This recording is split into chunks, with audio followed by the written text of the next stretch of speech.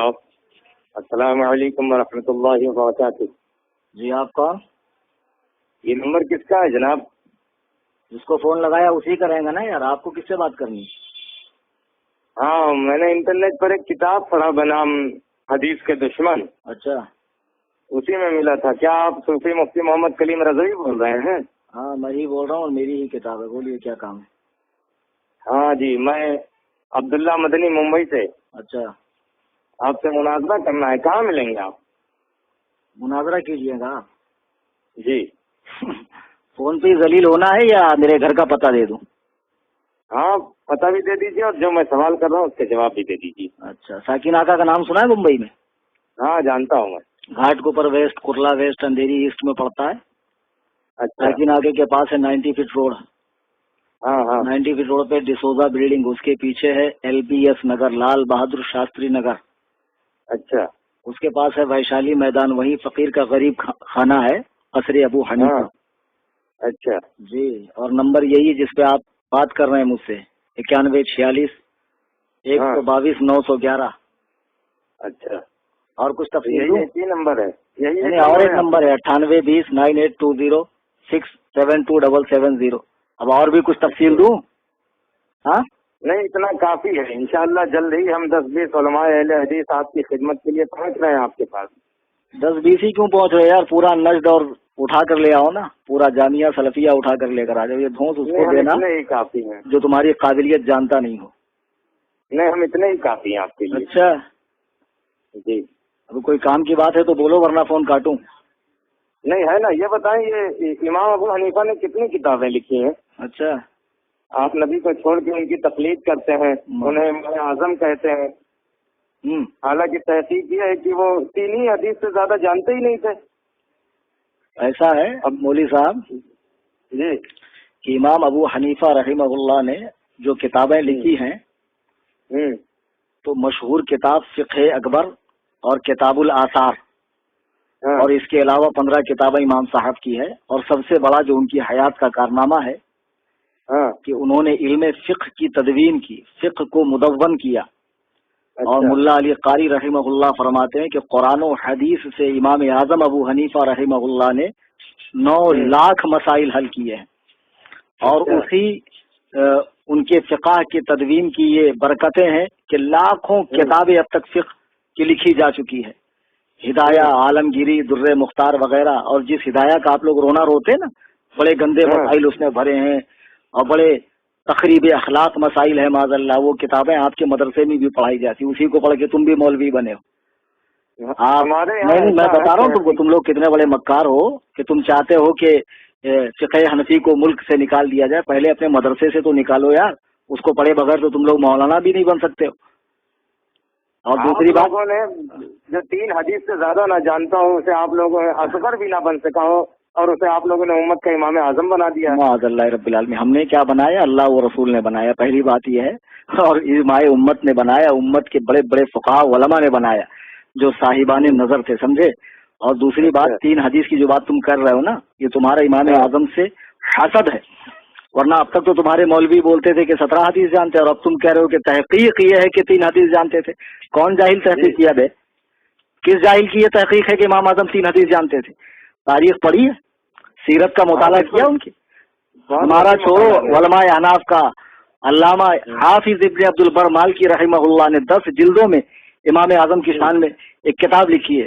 مالکی مذہب سے تعلق رکھتے ہیں. اس میں وہ لکھتے ہیں کہ امام اعظم نے بوقت وفات، سن رہے مولوی صاحب؟ جی جی سن رہا ہوں، آپ بتائیں. بوقت وفات اپنے بیٹے کو بلا کر کہا، بیٹا مجھے 5 لاکھ حدیثیں یاد ہیں، اس میں سے میں تمہیں 5 حدیثوں کے ذریعے نصیحت کر رہا ہوں. تو امام اعظم تو خود کہہ رہے ہیں کہ مجھے 5 لاکھ حدیثیں یاد ہیں اور میں اس میں سے تمہیں 5 باتوں کی نصیحت کر رہا ہوں. تو جو زمانہ خیر القرون میں ہو، جسے شرف تابعیت نصیب ہو، جس نے 70 صحابہ کی زیارت کی ہو، صحابہ سے حدیثیں جس نے روایت کی ہو، تو تم اس کے بارے میں کہتے ہو 3 حدیث جانتے ہو. تم کتنی حدیث جانتے ہو بے؟ نہیں جناب من، آپ لوگ صحیح حدیث کے ہوتے ہوئے بھی قول امام پر عمل کیوں کرتے ہیں بھائی؟ نہیں ابھی تو تم پہلے وہی بات کرو کہ آپ کتنی حدیث جانتے ہو. اور ابھی تم نے کہا نا کہ امام کو، نبی کو چھوڑ کر امام کا اتباع کرتے ہیں. ہاں وہ تو صحیح کہہ رہا ہوں میں. تم نے قرآن پڑھا نہیں؟ اطیعوا اللہ واطیعوا الرسول واولی الامر منکم، اللہ کی اطاعت کرو، رسول کا حکم مانو، امر والوں کا حکم مانو۔ تو امر والوں کی تفسیر ابن عباس وغیرہ کی پڑھی نہیں ہے آپ نے کہ اس سے علماء اور فقہا مراد ہے؟ تو اب اگر کوئی علماء اور فقہا کی اطاعت کر رہا ہے، قرآن و حدیث کو سمجھنے کے لیے ان کی تشریحات کے اعتبار کر رہا ہے، تو اس کے بارے میں یہ کہنا ہے کہ اس نے نبی کو چھوڑ دیا، خدا کو چھوڑ دیا۔ ارے چھوڑتا تو تب جب وہ ان کو قانون ساز سمجھتا، وہ تو ان کو شارح قانون سمجھ رہا ہے، شارح قانون سمجھ کے ان کا اتباع کر رہا ہے، تو اس میں نبی کو چھوڑنا کام ہوا؟ یہی بھینسے جیسی عقل میں آپ کے کھوپڑی میں عقل ہے یا گوبر بھرا ہوا ہے کہ آپ معاذ اللہ امام کی بات کو ماننا گویا نبی کا مخالف بتا رہے ہیں اس کو، جبکہ قرآن اس بات کا حکم دے رہا ہے کہ امر والوں کی اطاعت کرو۔ اور ایک بات میں آپ کو بتاؤں کہ آپ لوگ بھی تو بار بار بخاری مسلم سے حدیث لیتے ہو، بخاری مسلم کا حوالہ مانگتے ہو، تو ہم بھی تو کہہ سکتے ہیں کہ آپ معاذ اللہ رب العالمین بخاری مسلم سے حدیث کیوں لیتے ہو؟ صحابہ تو نبی سے حدیث لیتے تھے۔ تم توصیف الرحمان اور یہ معراج ربانی اور یہ خبیث ڈاکٹر جوکر نائک ان سے دین سیکھتے ہو، صحابہ نے انہی سے دین سیکھا یا نبی سے دین سیکھا؟ تو ہم بھی تو کہہ سکتے تم نے نبی کو چھوڑ کر ان کو اپنا معاذ اللہ معبود بنا لیا، خدا بنا لیا، تم بھی تو پکے مشرک ہو۔ بات کرنے سے پہلے سوچا کرو مولوی صاحب۔ جناب من، آپ لوگ صحیح حدیث کے ہوتے ہوئے بھی قول امام پر عمل کیوں کرتے ہیں بھائی؟ حدیث کے اصل دشمن حنفی ہے یا اہل حدیث؟ معاذ اللہ۔ صوفی جی ایک کتاب اور لکھے آپ، احناف حدیث کے اصلی دشمن۔ اچھا مولوی صاحب ایک بات بتائیے، تم جو کہہ رہے ہو تو صرف تمہارا کہنا جو ہے نا وہ کافی نہیں ہے، اس کی دلیل بھی آپ پیش کریں کہ احناف نے حدیث کی کب مخالفت کی ہے، اس کا ثبوت پیش کریں آپ۔ ارے کیا صحیح بخاری میں آپ نے یہ حدیث نہیں پڑھا؟ صحیح بخاری کتاب الاذان میں لا صلاۃ لمن لم یقرأ بفاتحۃ الکتاب، اس شخص کی نماز نہیں ہوتی جو سورہ فاتحہ نہ پڑھے۔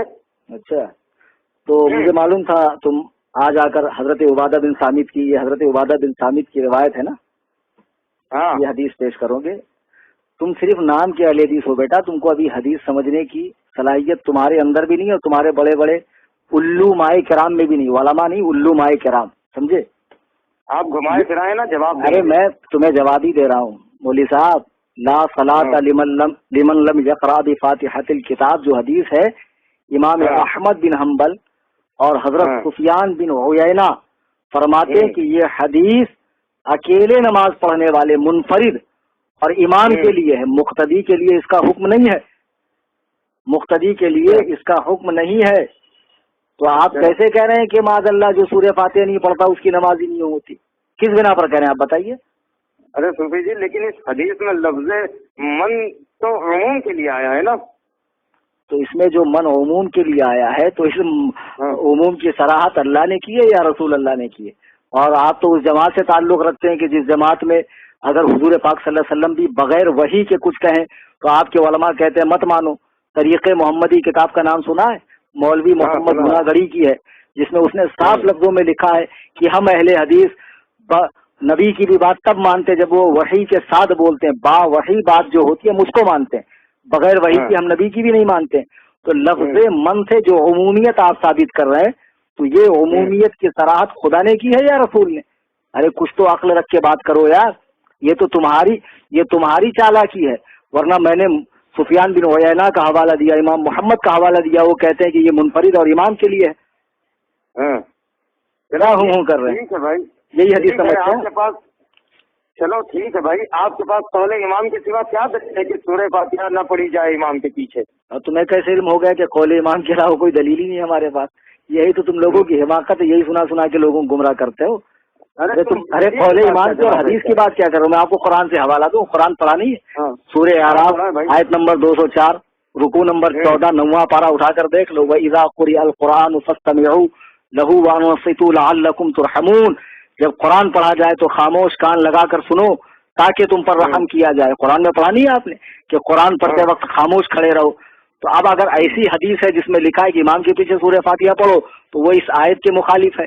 تو جو حدیث آیت کے مخالف ہوں گی یا تو وہ منسوخ ہوگی یا موضوع ہوگی، یہ اصول معلوم نہیں ہے آپ کو؟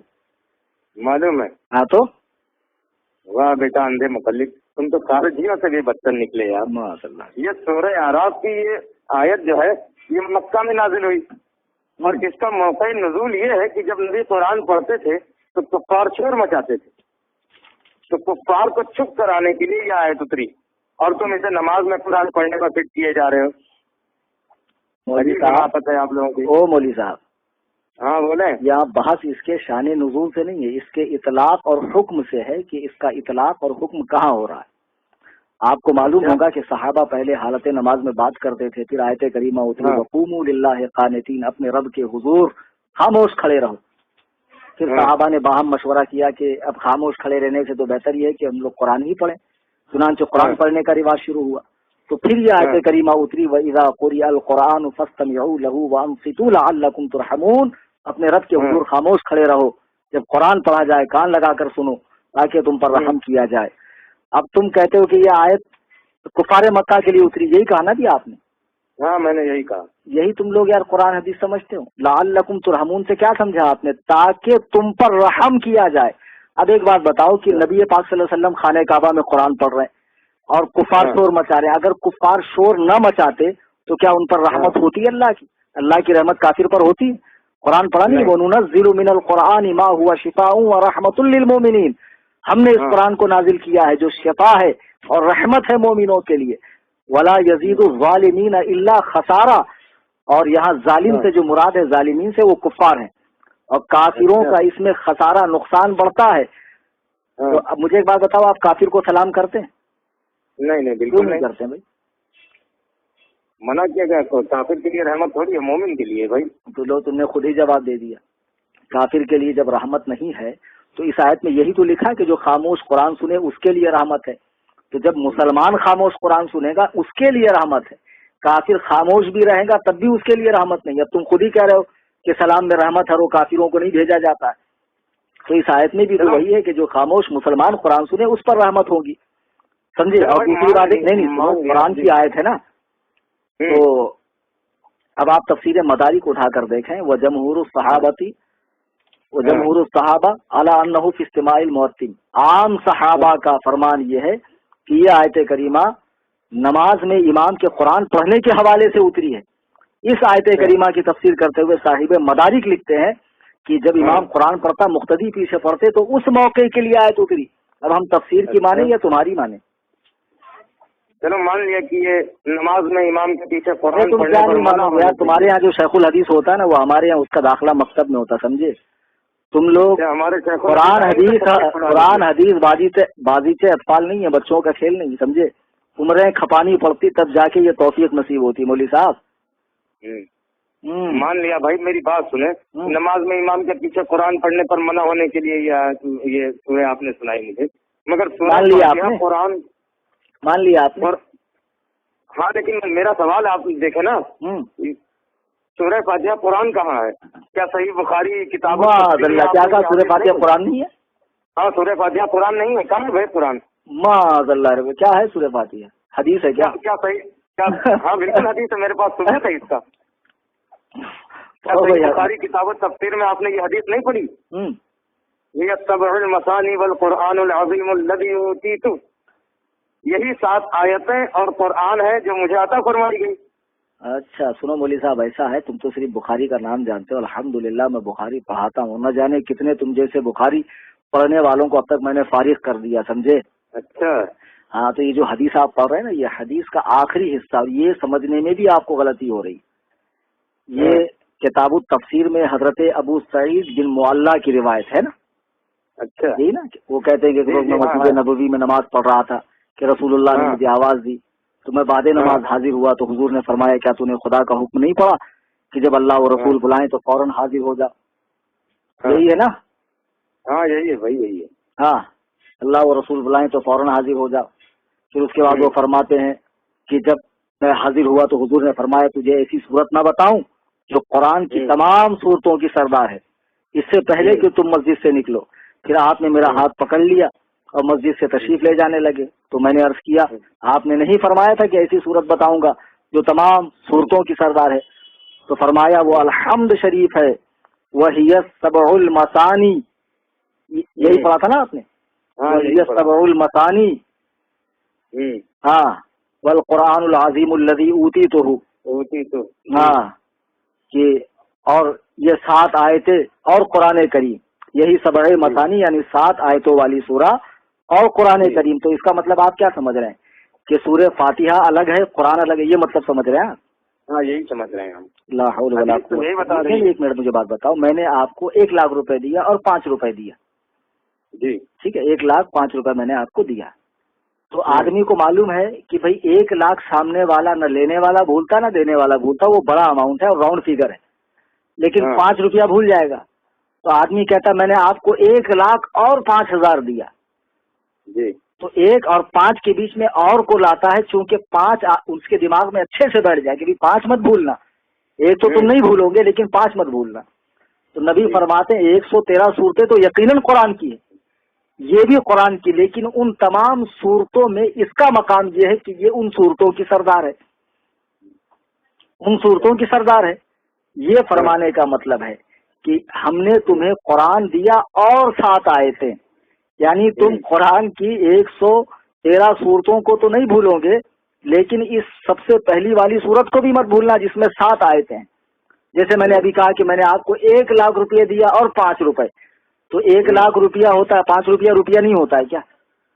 ارے جیسے 1 لاکھ روپیہ روپیہ ویسے 5 روپیہ بھی روپیہ ہے. تو جیسے 113 قرآن کی صورتیں ویسے یہ 7 آیتیں بھی قرآن کی ہے صورتیں ہیں. اور اوپر اسی حدیث میں جو اوپر لکھا ہے نبی نے فرمایا کیا میں تمہیں قرآن کی ایسی صورت نہ بتاؤں، قرآن کی ایسی صورت نہ بتاؤں جو تمام صورتوں کی سردار ہے.